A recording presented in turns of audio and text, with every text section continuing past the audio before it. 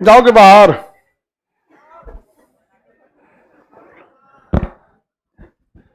इससे पहले के क्लास में आपको कहां तक बताए थे?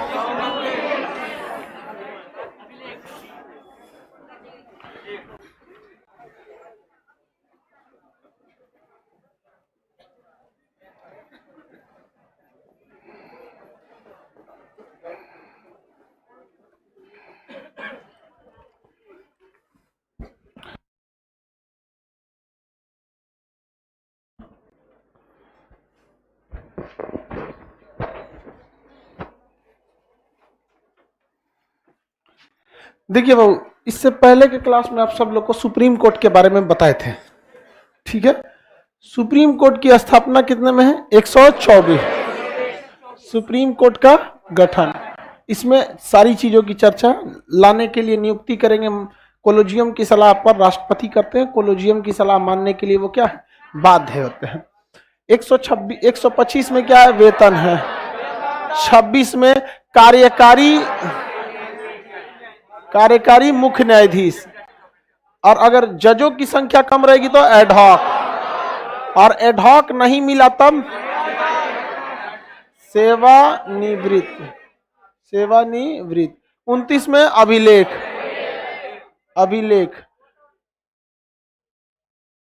कौन चीज को वेतन चिल्ला रहा है? वेतन कौन चीज?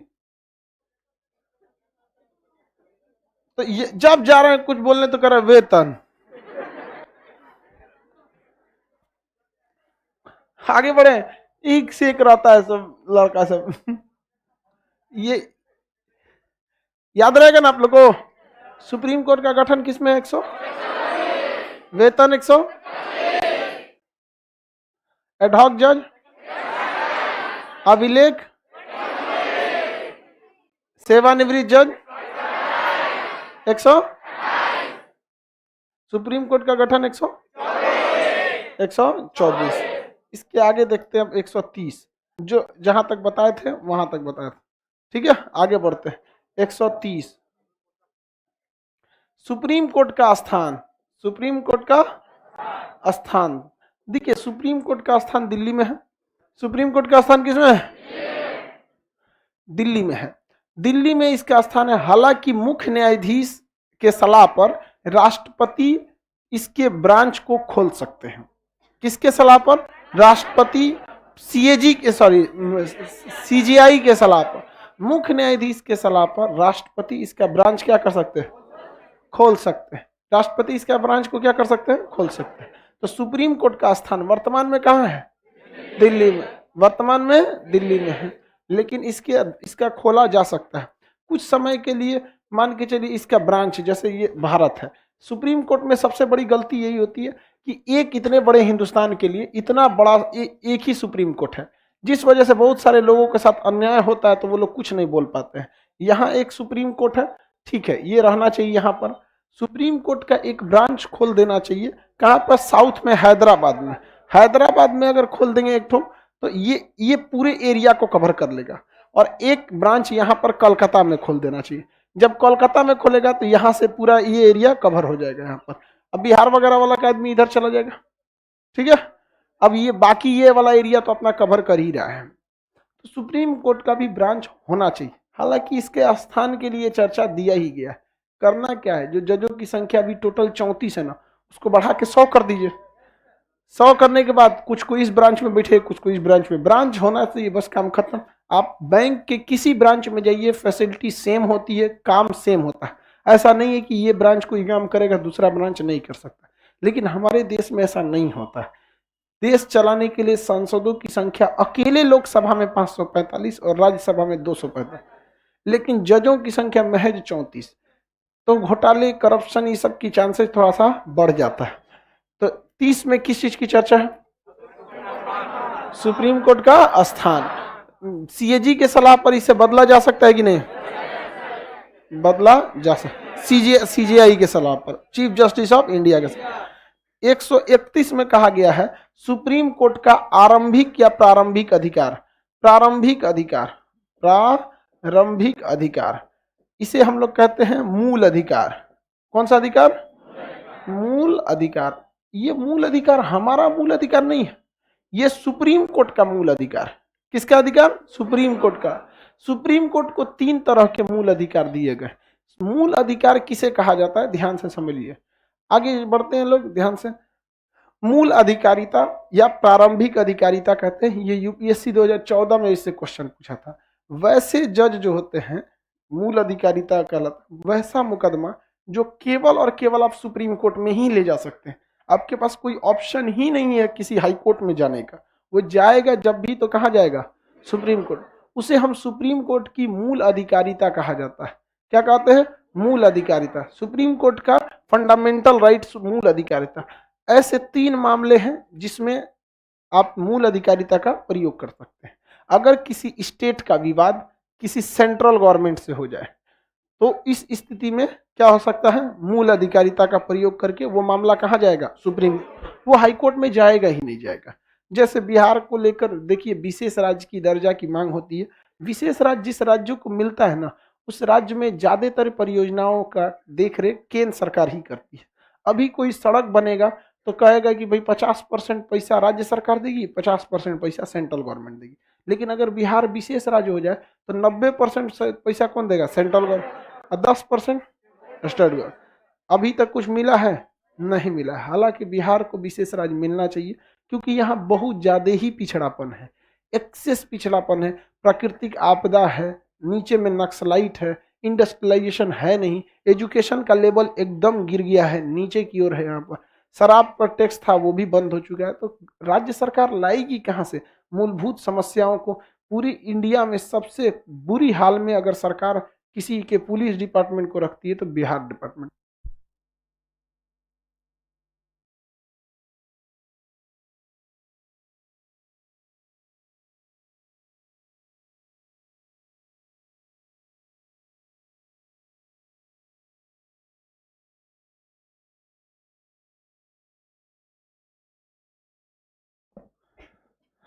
आगे बढ़ते तो बिहार में देखिएगा कोई भी डिपार्टमेंट बेचारा को ज्यादा फंड नहीं मिल पाता, पैसा ही नहीं है उसके पास। गवर्नमेंट भी परेशान है, क्या देखे? स्कूल देखे, हॉस्पिटल देखे, कि व्यवस्था देखते चले, उसके पास भी मैनेजमेंट के लिए बहुत कम पैसा होता है। तो किसी मैटर को लेकर अगर स्टेट और सेंट्रल के बीच में विवाद हो जाए तो कहाँ जाएगा? या किसी 2 स्टेट में ही विवाद हो जाए, स्टेट और स्टेट का विवाद हो जाए, कहाँ जाएगा? सुप्रीम कोर्ट ही जा सकता है, हाई कोर्ट में जा ही नहीं सकते। ये किस में आता है? आरंभिक अधिकारिता में आता है, इसमें आएगा आरंभिक। और भी क्या हो सकता है? अगर एक और कई स्टेट्स हो जाए, क्या हो जाए? कई स्टेट हो जाए, कई स्टेट्स हो जाए, दूसरी ओर स्टेट के कुछ स्टेट हो जाए और उसके साथ सेंट्रल गवर्नमेंट हो जाए, ऐसा भी हो सकता है। होता है कि नहीं? जैसे सेंट्रल में अभी बीजेपी की सरकार है, तो जिस जिस स्टेट में बीजेपी की सरकार है वो अपने साइड में हो जाएंगे, अब बाकी कुछ गवर्नमेंट अपने साइड में हो जाएंगे। जैसे गवर्नमेंट अगर बोल देती है कि नहीं, मुख्यमंत्री के पद को हम समाप्त कर रहे हैं या मुख्यमंत्री नहीं रहेगा, तो जहां जहां बीजेपी की गवर्नमेंट रूलिंग पे, तो कहेगा 1 नंबर डिसीजन है। नहीं समझा? जैसे किसान विधेयक आया था तो जितने दमदार तरीके से उसके फायदे गिनाए जा रहे थे, खत्म होने के बाद उतने दमदार तरीके से ये भी दिखाया जा रहा है कि खत्म भी होना जरूरी था, मोहब्बत भी जरूरी थी, बिछड़ना भी जरूरी। तो ये तुम लोग हल्ला नहीं करो यहाँ पे। चलिए अब ध्यान से देखते हैं। तो अगर स्टेट और ये सेंट्रल के बीच में अगर कुछ हो जाए, ये 3 चीजें किस में जाती है? आरंभिक अधिकारिता में। इसके अलावे कोई चीज आरंभिक अधिकारिता में नहीं जाता है। आपके मन में एक सवाल आएगा कि राष्ट्रपति और उपराष्ट्रपति का निर्वाचन भी सुप्रीम कोर्ट में ही जाता है, लेकिन उसके लिए अलग से एक अनुच्छेद है जिसका नाम है 71। आर्टिकल 71 के तहत अलग से जाता है, वो मूल अधिकारिता में नहीं आता है। समझ में आ गया कि नहीं आ गया? किसी को कोई दिक्कत नहीं है? आगे बढ़ जाए। तो मूल अधिकारिता में कितने तरह के अधिकार? हाँ, 3 तरह के। किसी को कोई दिक्कत? केंद्र और राज्य विवाद, राज्य और राज्य विवाद, राज्य और केंद्र और उसके साथ कुछ राज्य। इस तरह से कुछ मान के चलिए, कुछ राज्यों का ग्रुप इधर से हो जाए और कुछ राज्यों का ग्रुप उधर से हो जाए और सेंट्रल गवर्नमेंट एक का फेवर करने लगे। इस कंडीशन में भी क्या हो सकता है? सुप्रीम कोर्ट आप मूल अधिकारिता का प्रयोग करके जा सकते हैं। किसी को कोई दिक्कत है? आगे बढ़ जाए। हल्ला नहीं कर, तुम जी सर ज्यादा मत बोलो। Don't cross the limit, everything is good in relation, in a limit. जाओगे बाबू अभी बाहर, ठीक है? तुम हमको बहुत पीटते हैं, तुम हमको नहीं देखे हो, सही बताते हैं। पीटने के समय हम तो लड़की से भेदभाव नहीं करते हैं। बहुत सा लड़की को एक बार 2018 के बैच में 4-5 गो लड़की जब उधर बैठी थी, हमारे एडमिशन छोड़ दी था। लेकिन अभी इसमें कुछ पड़ोसी का ऐसा समझे में नहीं आ रहा। बोलो जी सर। कौन था पड़ोसी वाला, पता करो, अभी बोलेगा जी सर। हाँ, अस्थिर हो गया। पहले हम भी कुछ रियल में होता है पड़ोसी का, नहीं संभलता है सर। तो हम लोग जब कोचिंग में पढ़ाते थे, पिछवा से बड़ी बदमाशी करता था, हम समझ नहीं पाते थे कि इसको सुधारे कैसे। तब हम मंथन किए कि आखिर इसको क्या करना पड़ेगा। तब हमको ये बात निकल के आया कि ये पड़ोसी वाला है। तो जहां बोल देते हैं कौन है पड़ोसी, सर को कैसे पता चल गया हमारे अतीत के बारे में। नहीं समझा, परेशान कर देता था सब। अब पड़ोसिया वाला बहुत खचरा होता है, मन में नहीं करता है, पीछे से हल्ला करेगा सब, मंटेसरी में बोरा बिछा के पड़ा ले सब। नहीं समझ आया? कौन गया जी, कहाँ गया? अब सब पड़ोसी वाला शांत हो गया। शांत हो गया कि नहीं होगा? न मारना पड़ा, न कुछ करना पड़ा, न गुस्सा, बस आराम से उसको बताना पड़ा कि हु आर यू। समझ में आ गया कि नहीं? इसी को कहते हैं शब्द भेदी बाण। आगे बढ़ जाते हैं। आर्टिकल 132, इसमें कहा गया है, यहाँ पे आरंभिक अधिकारिता दी गई, यहाँ पे अपीलीय अधिकार दिया गया है। अपीलीय अधिकार, अपीलीय अधिकार के तहत कहा गया है कि अगर आप किसी हाई कोर्ट के डिसीजन से खुश नहीं हैं, आप सुप्रीम कोर्ट आइए, आप सुप्रीम कोर्ट जा सकते हैं। हाई कोर्ट के डिसीजन से अगर खुश नहीं है तो, हालांकि अगर आप ध्यान से हायरार्की मतलब सोपान देखिएगा, श्रेणी, हायरार्की मतलब सीक्वेंस देखिएगा, जैसे आप हायरार्की से ही पढ़े होंगे, मैट्रिक, इंटर, ग्रेजुएशन, ये क्या हायरार्की है। तो अगर आप हायरार्की देखिएगा, आवाज थोड़ा धीमा करो तो जी। अगर आप हायरार्की को देखते हैं तो आप डिस्ट्रिक्ट कोर्ट से कहाँ जाते हैं? हाई कोर्ट, और हाई कोर्ट से कहाँ जाते हैं? Supreme court. इसमें एक चीज समझिए, जो सुप्रीम कोर्ट की आरंभिक अधिकारिता है उसमें तो ये फटाक से ले लेगा मुकदमा, कोई टेंशन ही नहीं है। लेकिन अगर आप अपील करने जा रहे हैं तो तुरंत आपका मुकदमा नहीं लेगा। पहले आपको कहाँ जाना है? डिस्ट्रिक्ट। अगर डिस्ट्रिक्ट कोर्ट के फैसले से आप संतुष्ट नहीं हैं तब कहाँ जाना पड़ेगा? High court. और हाई कोर्ट में जाने से पहले आपको पहले वो मुकदमा एडमिट कराना पड़ेगा। क्या कराना पड़ेगा? एडमिट कराने से पहले एक वकील, एक जज रहता है वहां पे, वो डिसाइड करता है कि ये मुकदमा रियल में हाई कोर्ट के लायक है भी या नहीं है। हर मामले को आप हाई कोर्ट को सुप्रीम कोर्ट ले जाएंगे तो पता चला सब मुकदमे उसी में जा रहा है। हर इंसान ग्रेजुएशन थोड़ी करता है, बहुत आदमी मैट्रिक तक रह जाता है, उसके बाद कुछ इंटर तक जाता है, उसके बाद कुछ ग्रेजुएशन, कुछ पीजी, पीएचडी में तो तनी मनी बचता है।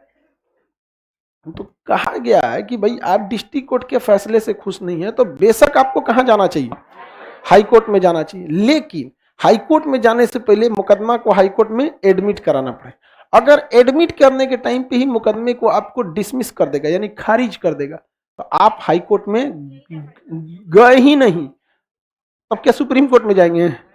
सुप्रीम कोर्ट में एडमिट होने के लिए पहला शर्त है कि आप हाई कोर्ट से आने चाहिए। आप हाई कोर्ट गए कहां? तो दुआरी पे से भगा दिया आपको। तो हाई कोर्ट में डायरेक्ट मुकदमा लेके नहीं जा सकते। समझ में आ गया कि नहीं? क्या आपको क्या करना पड़ेगा? एडमिट। लेकिन मान के चलिए कुछ एडमिट हो गया, मामला क्या हो गया? एडमिट हो गया, तब तो मुकदमा यहां चलेगा। या फिर कुछ ऐसे भी मुकदमे होते हैं जो हाई कोर्ट के मूल अधिकारिता में होते हैं, जैसे नौकरी का विवाद, किसी की नौकरी हो गई है, ज्वाइनिंग नहीं दे रहा है, तो डिस्ट्रिक्ट कोर्ट में नहीं जाएगा, वो हाई कोर्ट का आरंभिक अधिकारिता है। तो हाई कोर्ट इसमें गया और इसके फैसले से खुश नहीं है तो कहां जाएगा बाबू? सुप्रीम। डायरेक्ट घुस जाएगा सुप्रीम कोर्ट में। यहां कौन सा फाइल करना पड़ेगा? एडमिट शूट करना पड़ेगा, मुकदमा शूट करना पड़ेगा एडमिट होने के लिए कि हमारा ऐसा मैटर था। तो वो बहुत ज्यादा आपके मुकदमे को गहन जांच नहीं करता, बस ये देखता है कि ये रियल में सुप्रीम कोर्ट के लायक है या नहीं है। समझ में आ गया? तो बस ये चीज का जांच किया जाता है। फिर मामला कहाँ आता है? सुप्रीम कोर्ट में आ जाता है। तो बताइए, सुप्रीम कोर्ट का अपीलीय अधिकार 132। अपीलीय अधिकार, अपील कर सकते हैं कि नहीं कर सकते? अपील कर सकते हैं। आगे बढ़ जाते हैं। 24 में क्या था भाई? 24 में 25, 26 कार्यकारी मुख्य न्यायाधीश, 27 एडहॉक, 28 सेवानिवृत्त। पहले कोशिश सेवानिवृत्त का कि पहले एडहॉक का? एडहॉक नहीं मिला तो सेवा। अभिलेख न्यायालय 129। सुप्रीम कोर्ट का स्थान 130। आरंभिक अधिकारिता 31। अपीलीय अधिकारिता 32। अपीलीय अधिकार 132। याद रहेगा ना? किसी को कोई दिक्कत नहीं है? किसको चक्कर है? जा देखो, निकलने दो बाबू, उसको पानी वगैरह पिलाओ, उसको ठंड लग गया।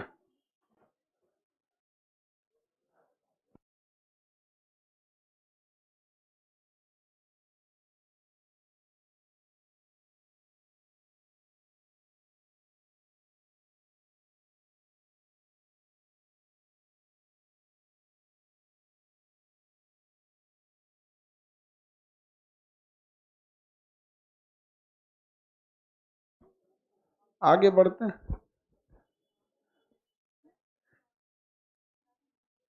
जा पाएगी? नहीं जा पाएगी तो कोई दिक्कत नहीं ना, वहीं लेटा दो, मतलब वहीं ऐसे सोने दो उसको।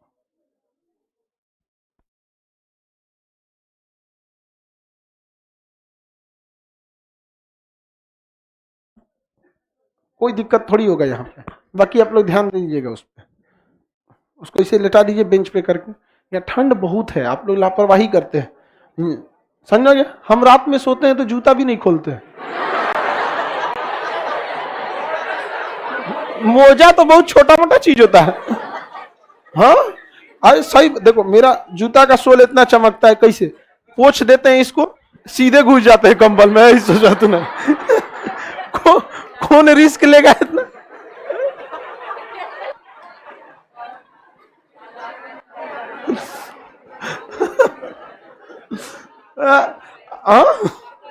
नहीं, हमारा हम जूता बहुत ज्यादा पहनते हैं बचपन से ही आज तक। हम 24 घंटे में अगर जगह हैं तो जूता ही पहनेंगे, चाहे वो घर में रहे कैसे भी। बस ठंडा में तो फिर सीधे जाओ। यही तो फायदा है ससुरा अकेले जीने का। बियाह शादी के बाद 4 गो गरी आती। निकलने दो बाबू, चली जाएगा ना? देखिए ध्यान दो। चलो अब आगे ध्यान से देखते हैं।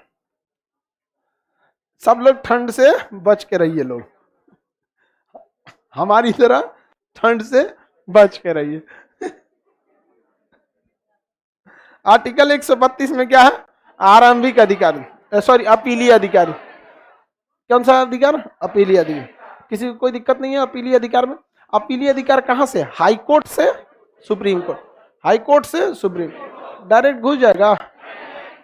हाँ, विदाउट एडमिट आप चल जाएंगे, दिक्कत हो जाएगा आपको। अभी कैबेट लगाना होता है, ये सब चीजें हम आपको जब डिस्ट्रिक्ट कोर्ट हाई कोर्ट आएगा तब बताएंगे कि किस तरह से कैबेट लगाना होता है, वकालतनामा क्या होती है, केस को किस तरह से कमजोर किया जाता है, कैसे जीता जाता है। ये सब छल कपट बहुत चलता है कोर्ट कचहरी में। ऐसे सीधा सीधा रहिएगा तो फिर पता चला बॉन्ग घोषित कर देगा।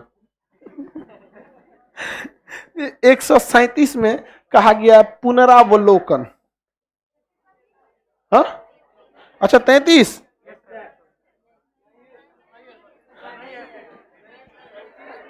137 सीधे देखिए, वो बाकी इंपॉर्टेंट नहीं है, वो सब वो आपके काम का नहीं है, क्योंकि बहुत सारे ऐसे कोर्ट हैं जो अभी है ही नहीं, फेडरल न्यायालय है ही नहीं है, तो उस सब की चर्चा यहाँ है। तो धीरे धीरे जब आया वो चीजें खत्म हो गया, इसलिए वो आपके लिए इंपॉर्टेंट नहीं है। अब एक ही बार देखते हैं 137। 137 में क्या गया? पुनरावलोकन।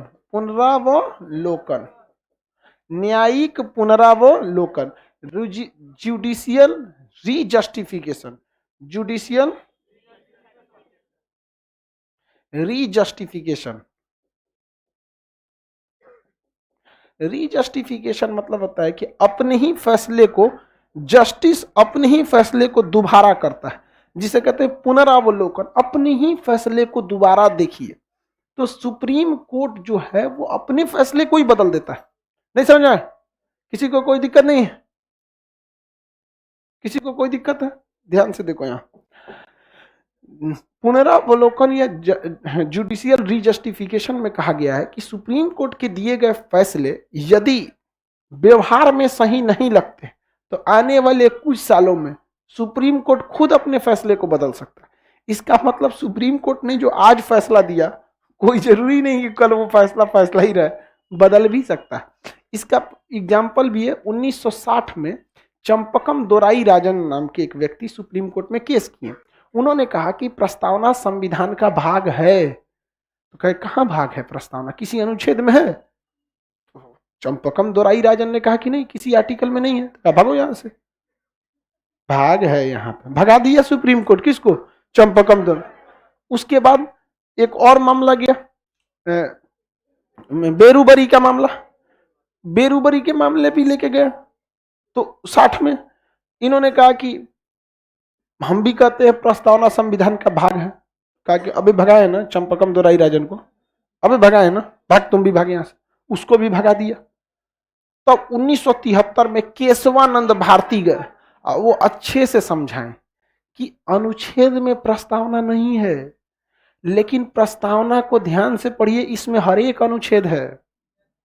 आप बेटा में बाप खोज रहे हैं, कहां मिलेगा? ना समझ आया? तो सुप्रीम कोर्ट कहा कि ठीक आदमी लग रहा है, तो अपने ही फैसले को रीजस्टिफाई कर दिया और कहा कि मैं सुप्रीम कोर्ट चंपकम दोराई राजन में जो बात कहा था गलती हो गया था, बेरूबरी मामले में जो बात कहा था गलती हो गया। अभी हम उसको सुधारते हैं आर्टिकल 137 के तहत। आर्टिकल 137 के तहत क्या करते हैं? सुधारते हैं। और हम यह कहते हैं कि प्रस्तावना संविधान का भाग है और भाग के साथ साथ आत्मा है। लो, ससुरा एगो भाग नहीं मान रहे थे, अब माना तो आत्मे मान लिया। ये भी गजब बात है, तो बचकाना हरकत होता है। नहीं समझ में आया? कि किसी को वैल्यू मत दो, और दो तो सब कुछ तुम ही हो। तुम ससुरा गलत सोचता है सब, हर बात को तुम उधर ही लेके जाता है। नहीं समझ में आया? ये तो सुप्रीम कोर्ट वही किया जो आजकल लड़का लड़की करता है। शुरू में बतिए नहीं समझेगा ना समझेगी, और उसके बाद एक ही बार तुम ही हो, तुम ही मेरे सेनापति, तुम ही मेरे सीडीएस, सुप्रीम कोर्ट, राष्ट्रपति, सब तुम ही हो। हम पे कभी महाभियोग मत लगाना। अब बेचारी को पता ही नहीं है कि वो बेचारा उसको प्रसाद पर्यंत समझ रहा है। अरे महाभियोग हाई प्रोफाइल लोगों पे न लगाया जाता है। अब छोट मोट आदमी जो प्रसाद पर्यंत होता है, जैसे मंत्री प्रसाद पर्यंत, उस पे महाभियोग आएगा। तो लड़की दूसरे दुनिया में जी रही है, उसको लग रहा है कि नहीं समझ आएगा, कभी महाभियोग नहीं लगेगा। भड़का नहीं, सब समझदार हो गई, सर समझदार हो गई है लोग कि नहीं? हाँ एकदम बढ़िया। ये सब गंगा में उतर के कसम खाए, सब मत मनियो। बहुत खचरा है सब लड़का। वो कसमें खा खा के तैरना सीखा है।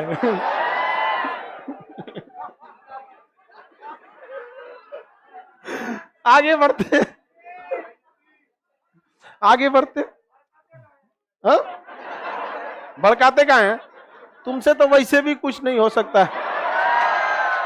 तुम चारों धाम की तैयारी करो, वहीं चल जाओ तीर्थ पे। बताओ, 13 भी सपना सजा के बैठा है। मतलब इतना खाली थोड़ा, तू कौन सी देख रही है उधर यार?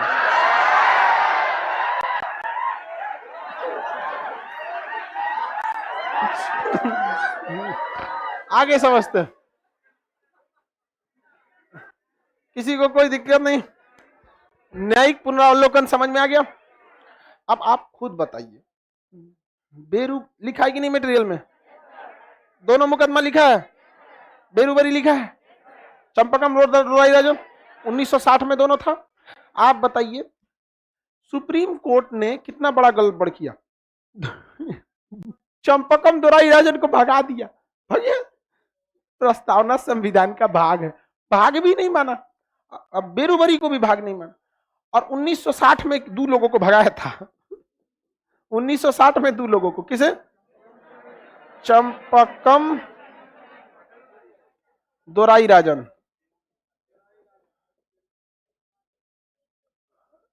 और किसो? बेरूबरी। लेकिन ये दोनों को भगा दिया। 1973 में केशवानंद भारती, केशवानंद भारती मामले में इसने क्या कहा? अपना 137 का प्रयोग कर दिया और कहा कि प्रस्तावना संविधान का भाग है, और प्रस्तावना को संविधान का क्या माना? भाग मान। और भाग के साथ साथ क्या मान लिया? आत्मा मान लिया। भाग के साथ साथ क्या माना? आत्मा। सब यही है, सब कुछ प्रस्तावना ही है। और इसी में कहा गया एक और बात कि प्रस्तावना संविधान का भाग है, और संसद चाहे तो प्रस्तावना में भी कुछ संशोधन कर सकती है, लेकिन संसद को यह मालूम रहे, संसद को अपना दायरा पता रहे कि वह संशोधन जब भी करेगी तो संविधान में कोई ऐसा नहीं करेगी कि उसका फंडामेंटल स्ट्रक्चर ही बदल जाए, उसकी मूल ढांचा नहीं बदलना चाहिए, मूल ढांचा नहीं बदलना चाहिए। कहने का सेंस है कि आप संशोधन ऐसा करिएगा कि जिससे संविधान को फायदा हो, न कि घाटा हो जाए। जैसे सुप्रीम कोर्ट संशोधन कर सकती है कि नहीं? तो संसद ने संशोधन किया भी था प्रस्तावना में, और कहा था, उसमें 3 शब्द जोड़े थे, एकता, अखंडता, समाजवादी और पंथ निरपेक्ष। समाजवादी का मतलब होता है कि सरकार ऐसी भी कंपनियों को चलाएगी जो भले घाटे में है लेकिन जनता की भलाई के लिए, जैसे रेलवे, बहुत सारे रूट पर पैसेंजर नहीं रहते फिर भी चलाती है, तो समाजवादी शब्द जोड़ा गया। और कहा गया पंथ निरपेक्ष। देखिए, धर्म निरपेक्ष का मतलब होता है धर्म से दुश्मनी, और पंथ निरपेक्ष का मतलब होता है धर्म से दूरी। समझ में आ गया कि नहीं? एकदम। हम कौन सी में आते हैं? हम अर्ध नास्तिक में आते हैं। नास्तिक में नहीं आते हैं, मतलब नहीं पूरी तरह धार्मिक में ही आता, अर्ध न, आधा आधा सब कुछ ठीक था। हम तो भाई एकदम सीधी सी बात, सुपरमार्केट में जाते हैं, आपको कोई कह देगा कि जो मन उठा लो, तो अच्छा अच्छा उठा लेंगे। हर धर्म में से कुछ कुछ बटोर लेते, ला ला ला ला ला एकदम एकदम ले आओ, एकदम 1 नंबर, जय महाकाल, वाहे गुरु की जय। नहीं समझ में आ गया? ओ माय गॉड, समझ? बुद्धम शरणम गच्छामि, अल्लाहू अकबर, जो बोलो। आज वो कंफ्यूजन में रहता है सब, नहीं समझ में आ गया? अरे भाई, हमको कंफ्यूजन में हो गए।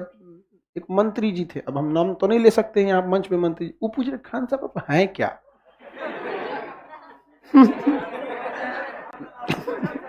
अजब टाइप का। वो नास्तिक अर्धनास्तिक वो अलग चीज होता है, बट कहने का सेंस है धर्म निरपेक्ष अलग हो गया, पंथ निरपेक्ष अलग हो गया। पंथ निरपेक्ष का मतलब होता है कि मतलब धर्म से कोई खास मतलब नहीं रखिए, धर्म से भी, धर्म आपको गलत काम करने से रोकता है। धर्म का सबसे अच्छा यही चीज लगता है। आप देखिए कितना भी गलत इंसान होगा, अगर मुसलमान है तो रमजान में गलती करना छोड़ देता है, अगर हिंदू है तो नवरात्रि में सुधर जाता है, और भले वो प्लान बना के रखे कि नवरात्रि बाद तोरा निपट तो हम वो अलग बात है। लेकिन नवरात्रि का इतना तो असर पड़ा ना, बिना किसी पुलिस डिपार्टमेंट, बिना कोई जज वकील के ही वो इंसान सुधरा तो जी। आप लोग भी नवरात्रि में सुधर जाती होगी। महिलाएं ज्यादा नवरात्रि को मानती हैं, फॉलो कर। देखिए जो नॉनवेज भी खाता होगा, हमरे जैसा आदमी सावन में छोड़ देता है नॉनवेज। हाँ, ऐसे अदरवाइज में हम नॉनवेज नहीं छोड़ते, ज्यादा हम नॉनवेज नहीं खाते हैं, कभी भी ज्यादा नहीं, मैक्सिमम हमारे लिए 2 पीस हो सकता है। लेकिन हाँ ये है कि सावन नहीं है तो हम खा ही लेते हैं किसी ना किसी एक टाइम, लेकिन सावन में छोड़ देते हैं। तो सोचिए राक्षस भी सुधर जाएगा, तो कुछ ना कुछ फायदा ही नहीं, किसी को कोई दिक्कत नहीं। राख 37 का समझ में आ गया कि नहीं आ गया? न्यायिक पुनरावलोकन, इसी में सुप्रीम कोर्ट ने कहा मूल ढांचा नहीं बदल सकते। पता चला संशोधन करके आप कहिए कि भारत अब एक राजतंत्र रहेगा, सुप्रीम कोर्ट आएगा क्या कह रहे, इधर इधर इधर, क्या बोला तू? राजतंत्र। तू फाउंडेशन क्लास नहीं किया है? तुम याद कर केशवानंद में हमने क्या कहा था, मूल ढांचा नहीं बदल सकते। सोच रहे तुमने लोकतंत्र से उठा के राजतंत्र कर दिया, पूरा ढांचे बदल दिया। यही किया था सुप्रीम कोर्ट ने, किसमें? न्यायिक नियुक्ति आयोग में। कोलोजियम व्यवस्था थी, मोदी जी न्यायिक नियुक्ति आयोग पारित करा रहे। इनको नहीं पता है कि इनका से खतरनाक बैठल है सुप्रीम कोर्ट में। कहा इधर आई तो आओ आओ, कभी आओ तुम हवेली पे आओ, हम बताते। ले जाकर रद्द कर दिया, कहा कि आप ढांचा बदल रहे हैं, हम ऐसा पावर आपका प्रयोग करने नहीं देंगे। समझ आ गया? किसमें? 100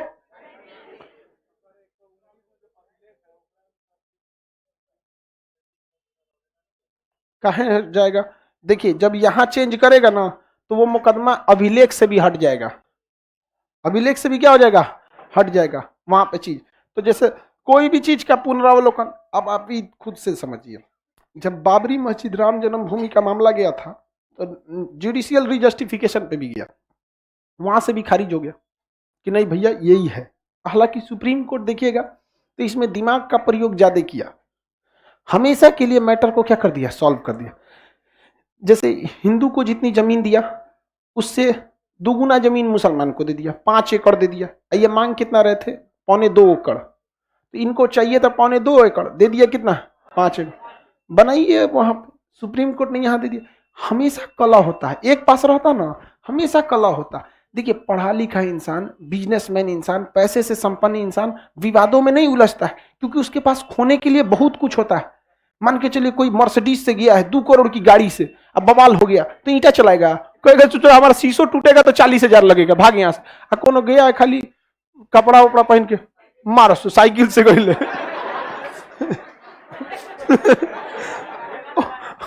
मारो रो के भागे, साइकिल खोजेगा, हमारे कहाँ गए लोग? खुद सोचिए, अब कभी ऐसा हो सकता है? तो इन आपको सक्सेस होना पड़ेगा। अगर समाज में आपसी लड़ाई खत्म करना है तो संपन्न होना चाहिए समाज को। समझ आ गया आपको? ये 137 हो गया। 137 के बाद इंपॉर्टेंट है 139, जो आप पहले से पढ़े हुए हैं।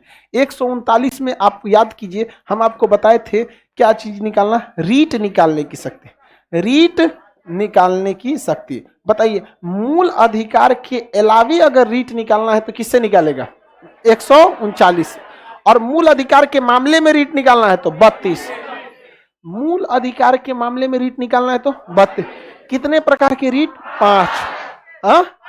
5 प्रकार के रीट होते हैं कि नहीं? जैसे शिक्षा हमारा मूल अधिकार है, इससे कोई आदेश देना है तो वो किसके तहत निकालेगा? 32। लेकिन आवास हमारा मूल अधिकार है? नहीं, आवास का अधिकार हमारा मूल अधिकार नहीं है। आवास का अधिकार हमारा मूल अधिकार नहीं है, तो उसमें निकालना होगा तो किसका प्रयोग करें? 139। समझ में गया? मोना कुमारी कह रही है कि 226 के तहत हाईकोर्ट निकालता है। Very good. हाईकोर्ट किसके तहत निकालता है? 226 के तहत। किसी को कोई दिक्कत है? आगे बढ़े। 139 में क्या है? रीट। इसे पढ़ाने की अभी जरूरत है, तो हम आपको पढ़ा चुके हैं। 139 हम आपको पढ़ा चुके हैं, पहले ही पढ़ा दिए थे जब 32 बताए थे तब। किसी को कोई दिक्कत नहीं। 140 आपके इंपॉर्टेंट नहीं है। अब अगला 141। इसमें कहा गया है कि सुप्रीम कोर्ट के जितने भी आदेश होते हैं, जितने भी आदेश यानी जितने भी डिग्री होती है उसकी, आदेश यानी डिग्री होती है, ये भारत के हर एक न्यायालय पर बाध्य होती है। वो मानना ही पड़ेगा, भारत पर क्या है? बाध्य है। सुप्रीम कोर्ट ने जो आदेश दे दिया, चाहे ससुरे तुम प्रधानमंत्री हो चाहे तुम सेनापति हो, मानना ही पड़ेगा। जैसे सीडीएस का एक जॉब, जैसे आपको सेना में अधिकारी बनना है ना, चाहे नौसेना हो, वायुसेना हो या थल सेना हो, अगर अधिकारी बनना है तो आपको सीडीएस, एनडीए, ये 2 बड़े मौके हैं। इसके अलावे अन्य भी एंट्री होती है, एफकैट होता है, वो शॉर्ट टर्म के लिए होता है, एनसीसी एंट्री स्कीम होती है। मेन जो स्ट्रीम है वो यही है, ठीक है। सीडीएस में लड़कियों के लिए जाना अलाउ था और एनडीए में लड़कियां नहीं थी, और एनडीए ही आगे जाके ले जाता है। जितने भी सेना, सीडीएस वाले ब्रिगेडियर के आगे बहुत कम ही जा पाते हैं, ब्रिगेडियर तक रुक जाते हैं। दोनों की वैकेंसी जब निकलती है, दोनों डायरेक्ट डबल स्टार लेफ्टिनेंट बनते हैं। उसके एक साल बाद वो कैप्टन, फिर major, lieutenant colonel, colonel, brigadier, CDS brigadier तक ही खत्म हो जाते हैं। रेयर ही ब्रिगेडियर के आगे जा पाते हैं, लेकिन ये lieutenant, captain, major, lieutenant colonel, colonel, brigadier, major general, lieutenant general, general, CDS, बहुत आगे तक। इसमें लड़कियों को बैन था, नहीं जा सकती थी। तो सुप्रीम कोर्ट ने आदेश दे दिया कि महिलाएं भी जा सकती हैं। तो लड़कियां भी अब जा सकती है कि नहीं जा सकती? जा सकती। लड़कियों के हर तरह का जॉब होता है, बैकअप पोस्टिंग में या कहीं पे भी। मेन फ्रंट पे महिलाओं को भेजने में एक ही लॉस होता है, ऐसा नहीं कि ये लड़ नहीं सकती, लेकिन अगर घिर गई ना और अपहरण कर लिया गया तो दुश्मन आसानी से हम लोग का बात मनवा सकता है। अगर आपका किडनैपिंग हुआ तो आपके पिताजी किडनैपर को 4 दिन कम से कम झेला देंगे, लेकिन लड़की का हुआ तो सुबह से शाम तक में बात मानना पड़ेगा। बस यहीं पे एक मैटर फंस जाता है। तो कोई दिक्कत नहीं, महिलाओं को तोप दे दो सूरत में, आओ बताई तो तोरा टैंक दे दो, गोली खत्म होगा चढ़ा देगी, इसलिए चढ़ा दो। हम कम समझता है कितना को कचा रहे हैं स्कूटी से।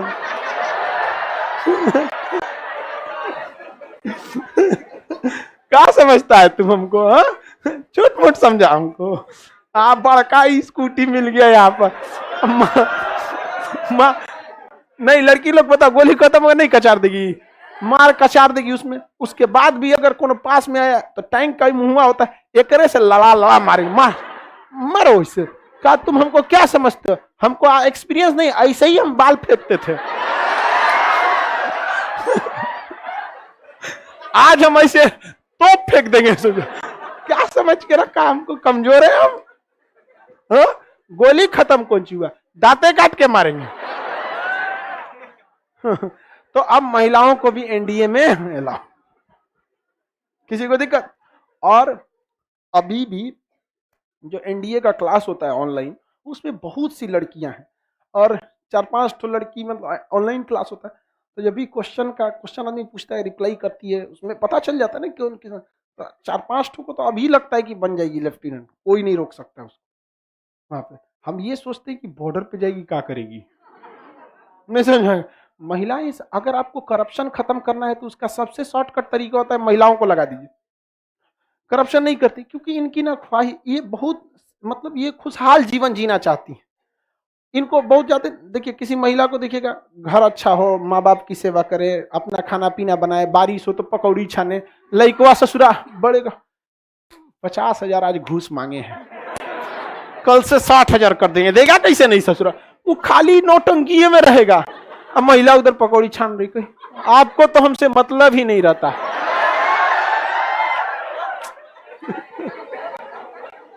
दोनों की मेंटालिटी मैच नहीं करते। वो सोचती है कि खाली हमरे में अजुराइल है। नहीं समझ, महिला सबका मेंटालिटी उसको एकदम अजुराइल है, वही में एकदम। और एक बार में खाने नहीं, बारात वारात में किसी से कहते खाना खा लीजिए, अभी नहीं खाएंगे, 3 बार बोलोगे तब भी खा लेगी वो। तो आगे बढ़ते हम लोग। एनडीए में महिलाओं को सुप्रीम कोर्ट ने आदेश दे दिया कि नहीं दिन चली गई महिलाएं। अब इस बार से स्टार्ट होगा ये पास होने पर, तो पूरे भारत पे क्या है उसका आदेश बाध्य है।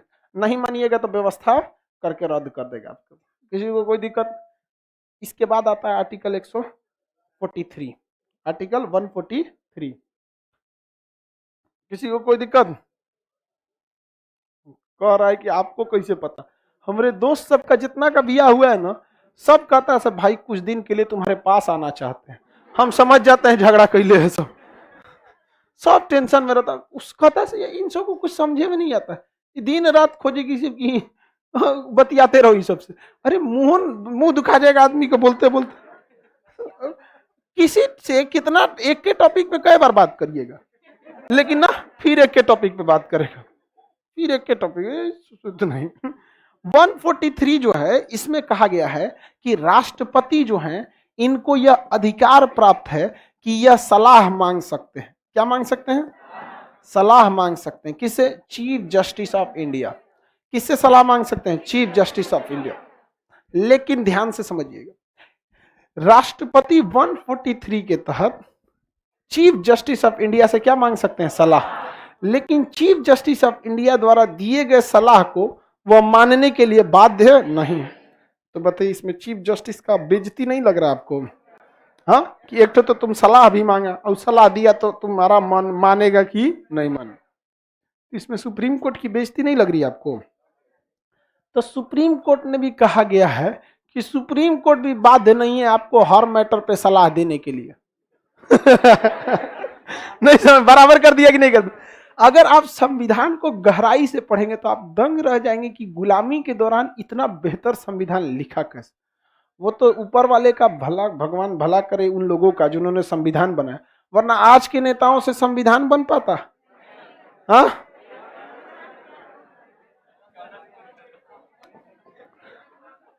तो राष्ट्रपति इस सलाह को मानने के लिए बाध्य नहीं है। तो ये भी कहता है कि हर मैटर पे हम सलाह देने के लिए भी बाध्य नहीं है। हमको मन करेगा तो सलाह देंगे, नहीं मन करेगा तो नहीं देंगे।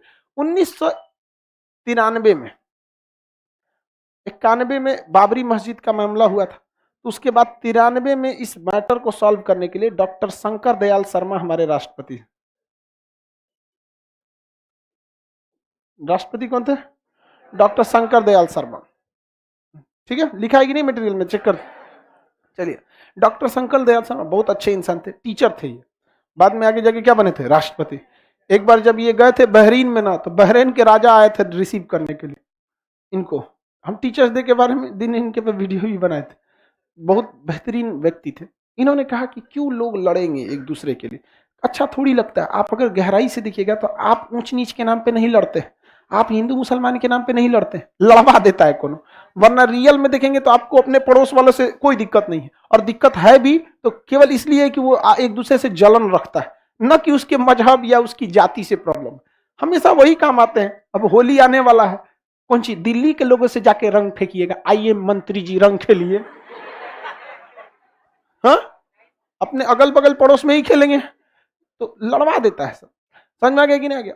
तो इन्होंने कहा कि सुप्रीम कोर्ट, माननीय सुप्रीम कोर्ट, आप ही सलाह दीजिए ये राम जन्मभूमि और बाबरी मस्जिद का क्या किया जाए। तो सुप्रीम कोर्ट ने कहा कि इससे जरूरत तो नहीं, हम जो सलाह देंगे तुम मानेगा कि नहीं मानेगा, और उसके बाद से भी अगर तुम मान गया, अब पब्लिक में बवाल हो गया, तो तुम सारा ठिकरा हमरे ऊपर फोड़ देगा। वही बोला था CGI, chief justice of India का, भगो कोई सलाह नहीं देंगे।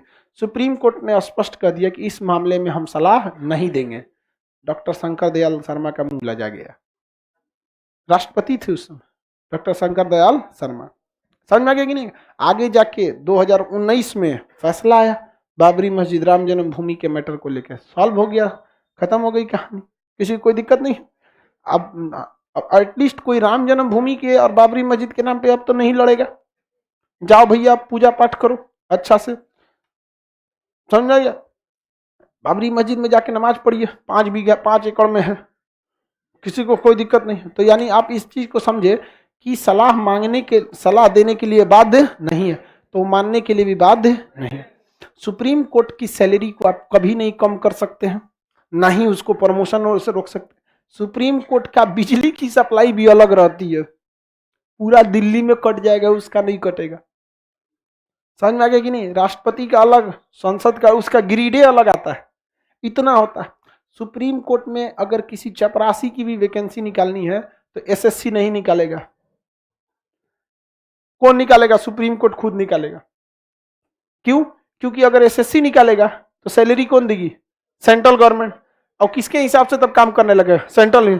जज कहा कि हमरे से होशियारी है, हमरे से होशियारी है। अजब हाल है भैया, कितना घाट घाट का पानी पी के हम सीजीआई बने हैं। हाँ, घाट कम पड़ गया, इतना घाट का पानी पिए। घाट घाट का पानी पीने का मतलब उस क्षेत्र का बहुत ज्यादा तजुर्बा का होना। इन्होंने कहा कि भाई आप ऐसा काम नहीं कर सकते, वो खुद ही वैकेंसी निकालता है। इसलिए उसके कर्मचारी, कोर्ट के कर्मचारी को भी देखिए किसी से नहीं डरते हैं सब।